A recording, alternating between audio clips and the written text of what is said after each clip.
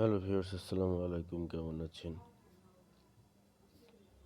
আজকে একটি আহ, ইসলামিক বিষয়ে কথা বলবো এবং সেটি হচ্ছে সূরা ইখলাসের শানে নজুল। তো এখানে আপনারা দেখতে পাচ্ছেন লেখা আছে, সূরা ইখলাস পবিত্র কোরআনের অত্যন্ত ফজিলতপূর্ণ ও ছোট আয়াত বিশিষ্ট সূরাগুলোর একটি। এর আয়াত সংখ্যা 4টি। এটি মাক্কি সূরার অন্তর্ভুক্ত। আল্লাহ তাআলা সম্পর্কে কাফেরদের যথাযথ জ্ঞানের অভাব এবং আল্লাহর একত্ববাদের বর্ণনা করতে এই সূরা নাজিল হয়েছে। এই সূরার মাধ্যমে তাওহীদের আকীদাকে দৃঢ় ও প্রতিষ্ঠিত করা হয়েছে। এই সূরা ফজিলত সম্পর্কে অনেকগুলো হাদিস বর্ণিত হয়েছে, তবে এখানে এতটুকু বলাই যথেষ্ট হবে। রাসূলুল্লাহ সাল্লাল্লাহু আলাইহি ওয়াসাল্লাম তার দিন শুরু করতেন এই সূরা তেলাওয়াতের মাধ্যমে, কারণ তিনি অধিকাংশ সময় ফজরের সুন্নাত ও সালাতুল ভিতরে সূরা ইখলাস ও সূরা কাফিরুন তেলাওয়াত করতেন। আল্লাহ তাআলা সম্পর্কে অজ্ঞতা ও ভুল ধারণা এ সূরা অবতীর্ণ হবার মূল কারণ। কিছু ইহুদি নেতা রাসূলুল্লাহ সাল্লাল্লাহু আলাইহি ওয়াসাল্লামের কাছে এসে বলল, তুমি আমাদেরকে তোমার রব সম্পর্কে বলো তো, আর কিছু বিবরণ দাও। আল্লাহ তাআলা তাওরাতে, অর্থাৎ আসমানি কিতাব, বড় চারখানা, এর মধ্যে একটি তাওরাত, প্রথমটি।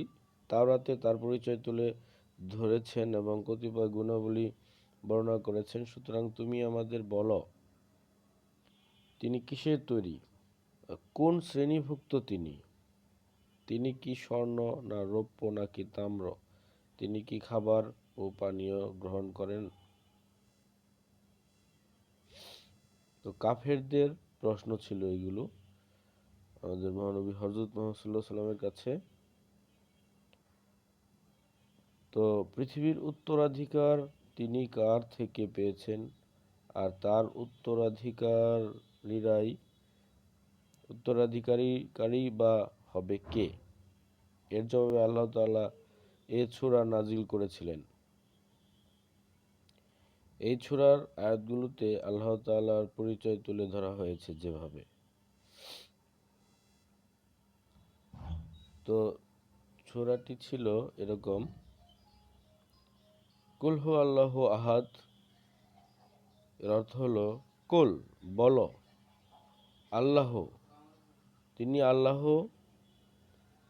আহাদ এক এবং অদ্বিতীয়।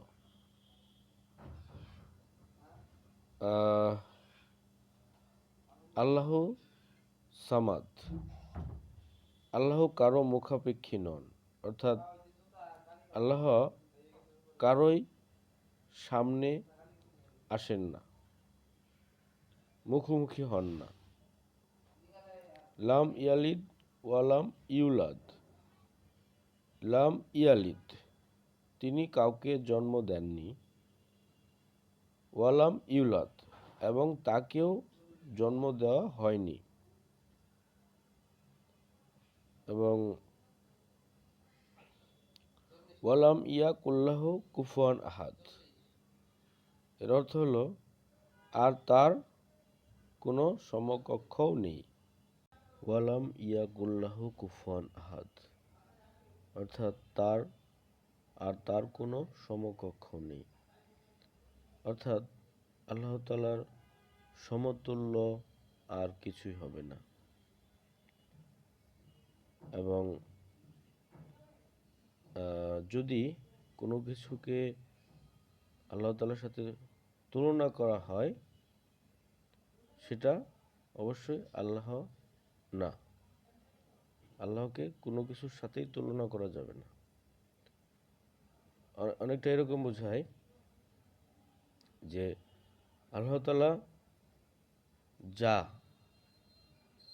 আল্লাহ তাআলা যা মনে করা হয়, অর্থাৎ মানুষ যদি মনে করে যে এটা হচ্ছে আল্লাহ তাআলা, তাহলে সেটা আল্লাহ তাআলা হবে না। অর্থাৎ কোনো কিছুর সাথে তুলনায় করা যাবে না।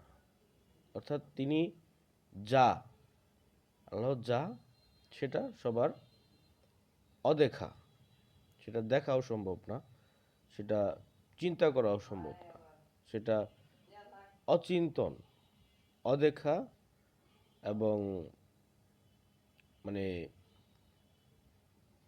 ভাবনার বাইরে।